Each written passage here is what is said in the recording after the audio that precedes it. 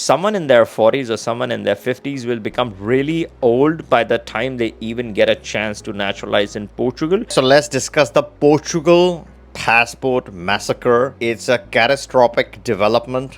Very shortly, high probability that the Portuguese government is going to change the physical, or let's say the time to citizenship, from 5 years. The wait time currently is 5 years. So let's say you get a D7 or a D8 visa, or if you don't want to physically stay in Portugal, let's say you get a golden visa.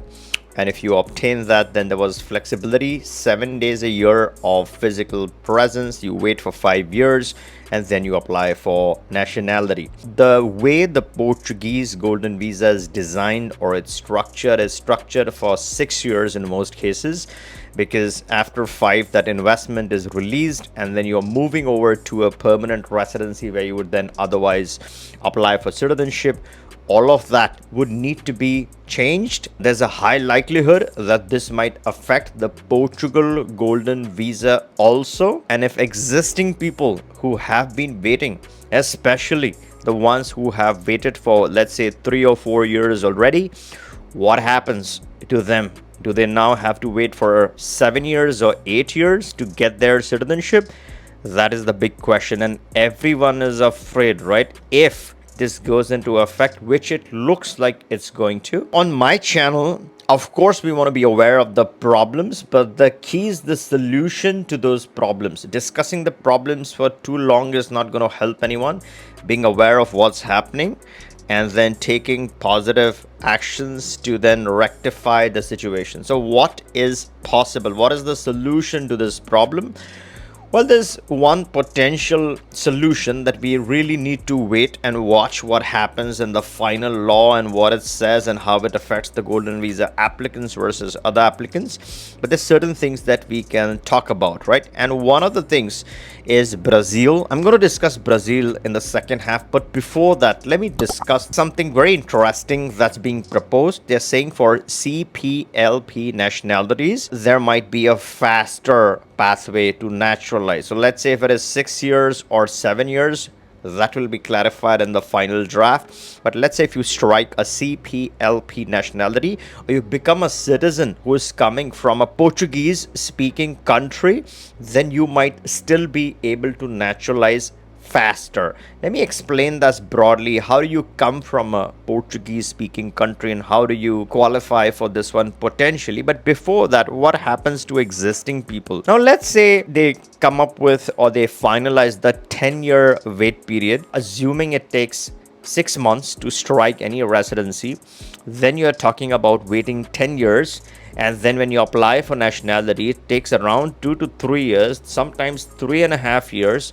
So in the worst case scenario, let's say if it takes close to 3, and then the 6 months to get the residency, so that becomes 3.5, 4, and then the 10 years of pure wait on that residency permit. So you're looking at really a 13.5 to 14-year pathway to nationality. Someone in their 40s or someone in their 50s will become really old by the time they even get a chance to naturalize in Portugal. So this is going to be a non-option for a lot of people. My heart really pains for the Portugal visa investors if this is going to affect them, and we got to see that in the final draft. Now let's come to the positive or the lighter aspect of this. Now, if you gain a citizenship, and it's possible to purchase a citizenship immediately in 30 days, that has two things, ECOWAS and CPLP. If you get that CPLP nationality, then you're a person who comes from a Portuguese speaking country. And if that draft has a fast track for CPLP citizens, which is going to be much sooner than, let's say, the whole 10 years, then that's positive news, right? That's one way of naturalizing slightly earlier. Also, there's an interesting provision in Portugal where you can waive the language requirements if you come from a CPLP country. Now, again, that needs to be looked at because when you're coming from that country, you're not born in the country, you've naturalized. So there could be a question, it's a hit or a miss kind of situation. And that's where it's very important to discuss this. And if you are interested in discussing more about the CPLP option, you want to get started, it's one of the cheapest citizenships that one can quickly acquire. So cheapest and the fastest and the most utility citizenship. If you are interested, you can always click the link, book a call, we can discuss and immediately get you started on this nationality.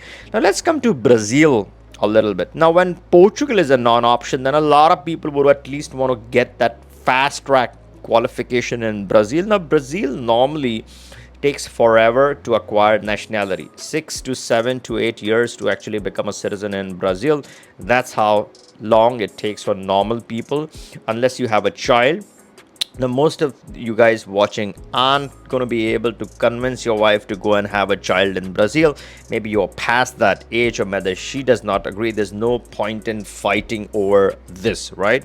So a very small percentage, let's say it's 0.01%, might still go there to have a child, but most of you guys aren't looking at that criteria. The second option is getting married in Brazil. Now good luck finding someone to stay with you for more than a year if you're trying to look for love in Brazil, let alone sticking around till that application gets completed.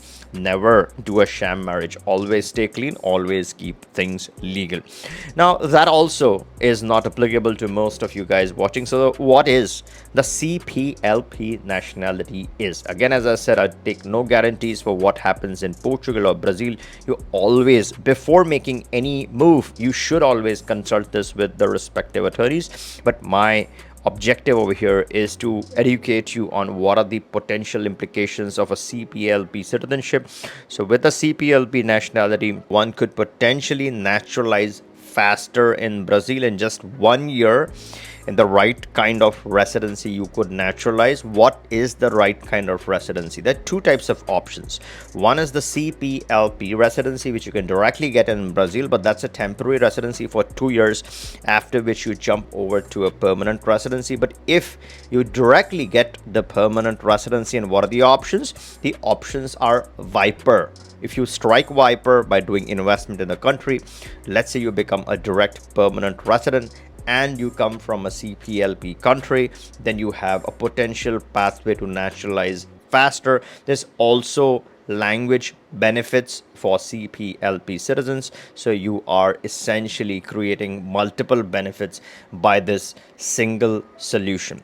Now, whether you're going to Portugal and using this, or let's say you're trying to see the benefits of this or test the benefits of this in Brazil, what otherwise are the main highlights or benefits of this nationality? The main benefit of this nationality is that it has critical visa-free access to some very interesting and powerful countries. For example, you got Singapore covered. You can get all your visas from there.